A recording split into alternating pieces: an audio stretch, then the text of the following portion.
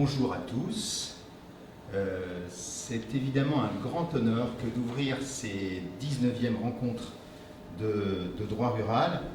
Je remercie chaleureusement Agridé et son directeur délégué Jean-Baptiste Millard, ainsi que l'Association française de droit rural et son président François Robe, d'avoir organisé cette belle manifestation. Vous êtes très nombreux à nous avoir, si je peux me permettre, rejoints en distanciel pour reprendre la formule de Jean-Baptiste. Je crois que vous êtes près de 150 personnes à être connectées. En 2019, nous avions travaillé sur les biens communs en agriculture. Aujourd'hui, une nouvelle fois, l'Association française de droit rural et Agridé, en partenariat avec la chaire universitaire de droit rural et de droit de l'environnement de l'Université de Bourgogne, s'associe dans un but commun, aider les agriculteurs à réussir cette transition écologique, cet impératif catégorique qui s'impose désormais à chacun d'entre nous.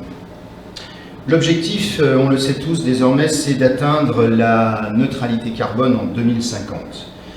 À l'occasion du Conseil européen des 10 et 11 décembre dernier, les chefs d'État et de gouvernement ont décidé de fixer un objectif de réduction des émissions nettes de gaz à effet de serre d'au moins 55% d'ici 2030 par rapport à 1990, afin justement d'atteindre cette neutralité carbone à l'horizon 2050.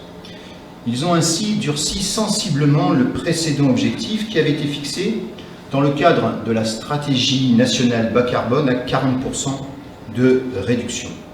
Comme le souligne notre ami Jean-Baptiste dans le dernier numéro de la revue Agridé, je le cite, concrètement, il convient dès à présent de doubler annuellement les efforts de réduction réalisés sur la période précédente, sur la période couvrant 2005-2019. Je suis juriste et la loi du 8 novembre 2019 relative à l'énergie et au climat nous livre déjà une définition juridique de la neutralité carbone, sans laquelle rien ne peut durablement se construire. C'est un équilibre entre les émissions anthropiques et les absorptions anthropiques de gaz à effet de serre sur le territoire national. La contribution de l'agriculture aux émissions de gaz à effet de serre est variable selon les études, mais elle est en général estimée à 20%, un peu moins de 20%. Je pense que d'autres personnes que moi dans la journée, des scientifiques, pourront préciser les choses. Sont pointées du doigt les émissions de protoxyde d'azote, on songe aux engrais azotés, ou de méthane, on songe ici aux ruminants, dont, il faut bien le dire, le pouvoir réchauffant serait bien supérieur au CO2. En parallèle, toutefois, selon les études de l'INRA et d'autres études, le potentiel puits carbone de l'agriculture serait important. Des pratiques dites plus stockantes, développement de cultures intermédiaires, prairies temporaires, haies, agroforesterie et j'en passe, permettraient de réduire sensiblement l'empreinte carbone de la France. L'agriculture et la sylviculture ont, comme les océans, cette capacité à capturer le CO2 que nous rejetons. Qu'il soit vert, absorption par la photosynthèse, ou bleu, absorption océanique, comment, en fin de compte, éviter que ce gaz ne soit plus ce triste anthropique cancer terrestre. À l'échelle mondiale, la trajectoire définie dans le cadre de la COP21, dite 4 pour 1000, est, pour un béotien comme moi, assez parlante. Si l'on augmentait la matière organique des sols chaque année de 4 grammes pour 1000 grammes de CO2, nous serions capables de stopper l'augmentation annuelle de carbone. Attention, disons-le d'emblée, il n'est pas question ici, aujourd'hui, de vendre une solution miracle. La séquestration du carbone dans les sols agricoles ne constitue qu'un aspect, évidemment, de la lutte contre le réchauffement climatique. Et au dire des scientifiques, l'objectif de neutralité carbone repose sur 2 jambes. Diminution des émissions d'un côté et augmentation de la séquestration de l'autre. L'un n'ira pas sans l'autre. Mais enfin, l'idée fondamentale est là. L'agriculture n'est pas le problème, elle est une partie de la réponse. Aujourd'hui, nous sommes donc tous agriculteurs. ou tout le moins tous à côté des agriculteurs et des sylviculteurs, de tous ceux qui ont en charge le vivant pour le compte du plus grand nombre, bref, du bien commun. 66 millions d'avocats aux côtés des agriculteurs. Une partie de la réponse, la séquestration donc du carbone en agriculture et en sylviculture, cette idée de travailler sur ces contrats de séquestration nous est venue avec Jean-Baptiste en 2018 à la lecture nécessairement matinale, nécessairement quotidienne pour tout juriste qui se respecte, du journal officiel. Au JO du 29 novembre paraissait un décret du 29 novembre 2018 créant un label bas carbone, affublé d'un autre arrêté daté du même jour définissant le référentiel bas carbone. Sur le papier, tous les secteurs sont concernés, transport, bâtiment, mais aussi forêt, agriculture.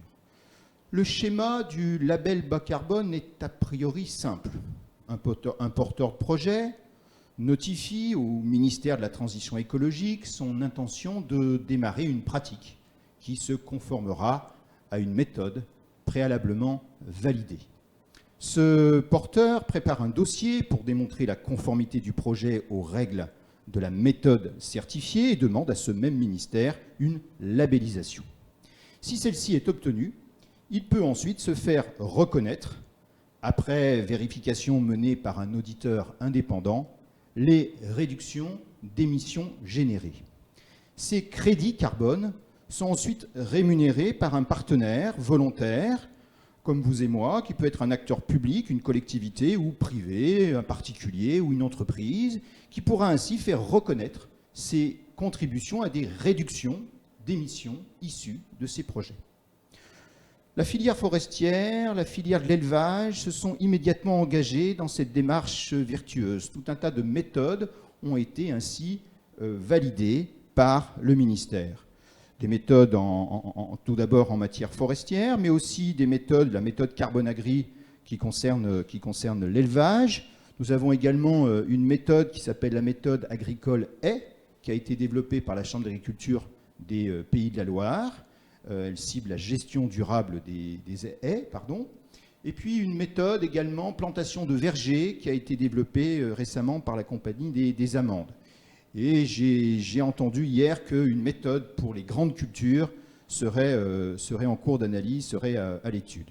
Vous pouvez sur ce point vous rendre sur le site du ministère de la Transition écologique et les projets labellisés sont inscrits dans un registre tenu par le ministère dès l'obtention du label bas carbone.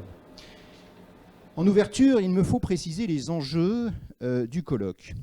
Je dois dire en tant que professeur de droit que, comme souvent, les enjeux de droit, que ce soit de droit privé ou de droit public, ont été quelque peu délaissés par les artisans du label bas carbone.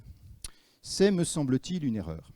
Les usagers du droit que nous sommes tous, et ici au premier chef les agriculteurs et les sylviculteurs, mais aussi les financeurs, les collectivités, les entreprises et même les particuliers qui sont prêts à rémunérer des actions bénéfiques pour le climat sur une base volontaire, par exemple pour compenser leurs émissions résiduelles, ont besoin, pour emprunter de nouvelles voies, ont besoin de sécurité juridique. Certes, le label bas carbone leur offre un certain nombre de garanties et permet ainsi de diriger des financements vers des projets vertueux pour le climat et l'environnement. Mais notre conviction est que cette journée peut également contribuer à promouvoir l'instrument. L'objectif de ce colloque est donc simple. Il s'agit de sécuriser juridiquement le chemin qui mène à la séquestration carbone en agriculture et en sylviculture. Ce travail nécessite d'identifier les questions avant de tenter d'y apporter, bien entendu, quelques réponses. Il s'agit d'abord de traduire en un langage juridique une réalité nouvelle, scientifique, bien sûr, mais pas uniquement, économique, sociale et environnementale. Mais le droit, vous le savez, pour la plupart d'entre vous, ne se résume pas à être cette science du langage, reflet ou miroir de toutes les aspirations sociétales. C'est aussi un art de l'interprétation. Seuls, au fond, les juristes formés à cela patiemment inlassablement dans nos facultés de droit, en présentiel ou en distanciel, sont capables d'interpréter les textes, de rédiger les clauses dans les contrats, bref, d'accompagner les agriculteurs et les sylviculteurs dans leur démarche. Mais une telle responsabilité exige en contrepartie une capacité d'écoute. Le juriste a besoin en effet d'écouter sur tous ces sujets les autres sciences, les scientifiques, les économistes, les acteurs de terrain, de les comprendre avant de les conseiller. Aujourd'hui, à la tribune ou devant vos écrans d'ordinateur vont défiler des intervenants venant d'horizons divers. Des scientifiques, bien sûr, sans qui rien ne serait sur ce sujet possible, des économistes capables de nous faire comprendre les tenants et aboutissants de ce nouveau et second marché carbone dit volontaire, par opposition au marché carbone issu de l'accord de Kyoto de 1997, dit un marché réglementaire et qui concerne, lui, les États, principalement, car, on le sait, de l'intérêt économique, sauf à faire preuve d'une naïveté crasse et coupable, dépend en grande partie la réussite du projet. Des politiques également, des responsables des filières qui se sont déjà engagés donc dans cette démarche et qui pourraient ainsi nous faire remonter à la surface de nos sols l'expérience déjà séquestrée. Des juristes donc nombreux, qui vont vous expliquer en droit ce qu'est un crédit carbone, quels sont les points de vigilance à adopter lors de la rédaction de ces contrats de séquestration. Pour ce faire, les juristes que nous avons sollicités viennent d'horizons divers. Certains sont des spécialistes patentés du droit rural et au fait des questions agricoles ou forestières. D'autres, au contraire, viennent du droit de l'environnement. C'est volontaire. La journée est placée sous le signe de la rencontre, même virtuellement, même à distance. Vous êtes nombreux à nous avoir rejoints. Vous aurez la possibilité, évidemment, d'interroger, d'interpeller dans la matinée 2 fois les intervenants. C'est au fond la mission première du droit, assurer le vivre ensemble, assurer, disait-on autrefois, la paix sociale. Car il faut bien le reconnaître, à l'entame de cette journée qui s'annonce passionnante, les questions qui surgissent sont innombrables. Je vous en jette nécessairement et volontairement en pâture quelques-unes que certains des intervenants reprendront à leur compte, peut-être, à la volée. Nous avons d'abord, en tant que juristes, de nombreuses questions à poser aux scientifiques. Quelles sont les variétés de réduction d'émissions de gaz à effet de serre ? L'arrêté du 28 novembre 2018, précité, distingue différentes formes de réduction. Toutefois, seules les réductions dites additionnelles, c'est-à-dire les réductions d'émissions qui n'auraient vraisemblablement pas eu lieu en l'absence de labellisation du projet concerné, sont prises en compte. Mais pour le reste, le champ des possibles paraît presque sans limite et semble parfaitement adapté aux spécificités agricoles.